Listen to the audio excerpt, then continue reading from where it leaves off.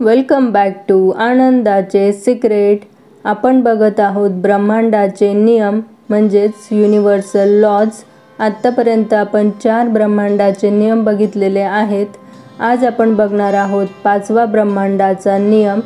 तो आहे law of cause and effect म्हणजेच कारण आणि परिणाम यांचा नियम। चला तर मग सुरुवात करूया आजच्या व्हिडिओला। तर हा law of cause and effect काय सांगतो ते बघूया। Nothing happens by chance in this universe, every action has a reaction. म्हणजेच या ब्रह्मांडात कोणतीही गोष्ट असेच विनाकारण बाय चान्स बाय लक कधीही काहीही घडत नाही। प्रत्येक गोष्टीमागे काहीतरी कारण असते। ब्रह्मांडात छोट्यातल्या छोटी गोष्ट आणि मोठ्यातली मोठी गोष्ट law of cause and effect प्रमाणे घडत असते। प्रत्येक कारणाचा परिणाम असतो आणि प्रत्येक परिणामामागे काहीतरी कारण हे असतेच। आपण सतत काही ना काही कारण तयार करत असतो, मग त्या कारणाप्रमाणेच परिणाम दिसत असतात। ही सायकल चालूच असते। या लॉ प्रमाणे जसे कारण आपण तयार करतो तसेच परिणाम दिसतात। जसे की आंब्याचे झाड लावले तर आपल्याला आंबेच खायला मिळतील। म्हणजेच जिथे कारण क्रिएट होते तिथे परिणाम दिसतोच। जसे की आपल्या जीवनात आत्ता जे काही घडत असेल, मग ते चांगले असो किंवा वाईट, एखाद्या व्यक्तीमुळे असो, एखाद्या घटनेमुळे असो, एखाद्या वस्तूमुळे असो, त्याचे कारण पहिलेच तयार झालेले आहे आणि आत्ता जे घडत आहे तो परिणाम आहे, ते कारण नाही। आपण त्याला कारण समजतो व त्याच्यावर रिॲक्ट करतो आणि त्या रिॲक्शनमुळे, त्या प्रतिक्रियेमुळे आपण परत एक नवीन कर्म तयार करत असतो, नवीन कारण तयार करत असतो।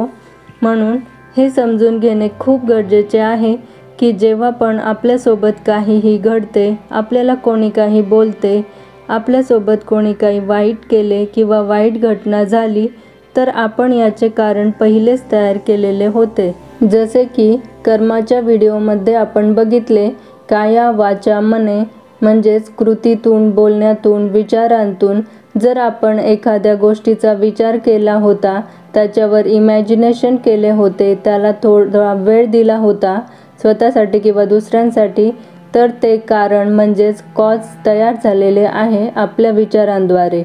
मग आता त्याचा परिणाम म्हणजे इफेक्ट हा आपल्याला दिसणारच।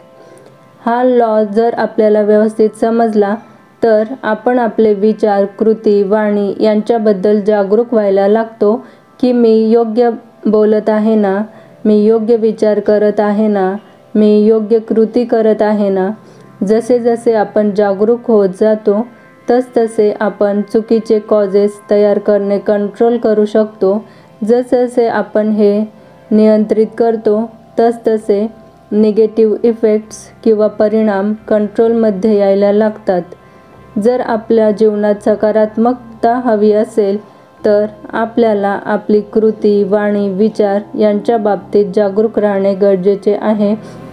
कॉज अँड इफेक्ट म्हणजेच कारण आणि परिणामचा हा नियम आपण व्यवस्थित समजून घेतला तर आपण नेहमी असेच कारण तयार करू जे आपल्यासाठी चांगले परिणाम घेऊन येतील। त्याचप्रमाणे हा लॉ सांगतो, आज आपले जसे स्वास्थ्य आहे, जशी आपली आर्थिक परिस्थिती आहे, जसे आपले नातेसंबंध आहेत, त्यासाठी बाहेरील कोणीही जबाबदार नाही, तर आपण स्वतः जबाबदार आहोत। आपली जशी धारणा असते, बिलीफ्स असतात, त्याप्रमाणे आपण पूर्वीच कारण क्रिएट केलेले असते, त्याचा परिणाम आज आपण अनुभवत असतो।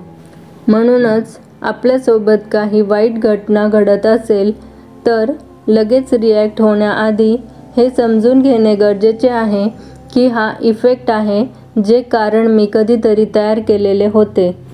तर आता आपल्याला त्याला रिॲक्ट करायचे नाही तर रिस्पॉन्ड करायचे आहे। कारण जेव्हा आपण काहीही विचार न करता रिॲक्ट करतो तेव्हा आपण आणखी नवीन कारण तयार करत असतो। आणखी वाईट घटनांसाठी ही साखळी चालूच राहते। आपण जेव्हा मीच हे कारण तयार केलेले होते, ज्याचा परिणाम मला आत्ता दिसत आहे, असा विचार करून आत्ता मला याला कसे रिस्पॉन्ड करायचे आहे असे जागरूकतेने करतो, तेव्हा आपण कारण व परिणामांची ही चेन तोडून आपोआपच आपले परिणाम पॉझिटिव्ह यायला लागतात. ही एका दिवसात घडणारी गोष्ट नाही, पण जसजसे आपण हा नियम समजून घेतो तसतसे आपली रिॲक्शन, आपले कॉज क्रिएशन पॉझिटिव्ह व्हायला लागतात. Law of cause and effect म्हणजेच कारण आणि परिणामचा नियम समजून घेणे तसे तर फार सोपे आहे. सोप्या भाषेत सांगायचे झाले तर जैसी करणी वैसी भरणी. जसे आपण कारण तयार करू त्याप्रमाणे आपल्याला परिणाम दिसतील. म्हणजेच जर आपण प्रेम दिले तर आपल्याला प्रेमच मिळेल आणि जर आपण द्वेष केला तर आपल्यालाही द्वेषच मिळेल. म्हणून कसे कारण तयार करायचे हे सर्वस्वी आपल्याच हातात आहे. व्हिडिओ पूर्ण बघितल्याबद्दल तुम्हा सर्वांचे खूप खूप आभार. Thank you so much for watching this video.